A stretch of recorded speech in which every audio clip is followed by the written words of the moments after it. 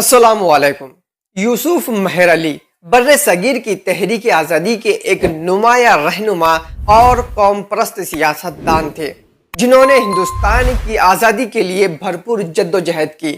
وہ نہ صرف ایک سیاسی رہنما تھے بلکہ ایک باشعور دانشور، مصنف اور تحریک آزادی کے سچے سپاہی بھی تھے۔ انہیں آج بھی انقلاب زندہ باد، بھارت چھوڑو اور سائمن گو بیک ان نعروں کے لیے یاد کیا جاتا ہے۔ دوستو، یوسف مہر علی 23 ستمبر 1903 میں ممبئی میں پیدا ہوئے۔ انہوں نے اپنی ابتدائی تعلیم ممبئی ہی میں حاصل کی اور پھر اعلیٰ تعلیم کے لیے بیرون ملک گئے۔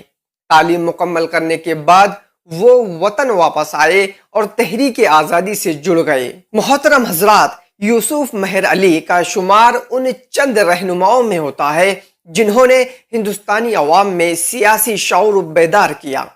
وہ انڈین نیشنل کانگریس اور بعد ازاں سوشلسٹ پارٹی سے وابستہ رہے۔ یوسف مہر علی نے سویل نافرمانی تحریک، نمک کے قانون کے خلاف تحریک اور دیگر کئی اہم تحریکوں میں بڑھ چڑھ کر حصہ لیا۔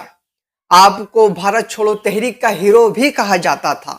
وہ کئی بار جیل بھی گئے مگر ان کے حوصلے کبھی پست نہیں ہوئے۔ میرے دوستو، جیل میں انگریز افسروں نے یوسف مہر علی پر اس قدر تشدد کیا تھا کہ اس وقت ان کو لگنے والی اندرونی چوٹوں کی وجہ سے وہ شدید بیمار ہو گئے اور بالآخر 2 جولائی 1950 کو یوسف مہر علی 47 سال کی عمر میں انتقال کر گئے۔ دوستو، یوسف مہر علی نے اپنی زندگی قوم کی خدمت، آزادی کی جدوجہد اور عوامی فلاح کے لیے وقف کر دی۔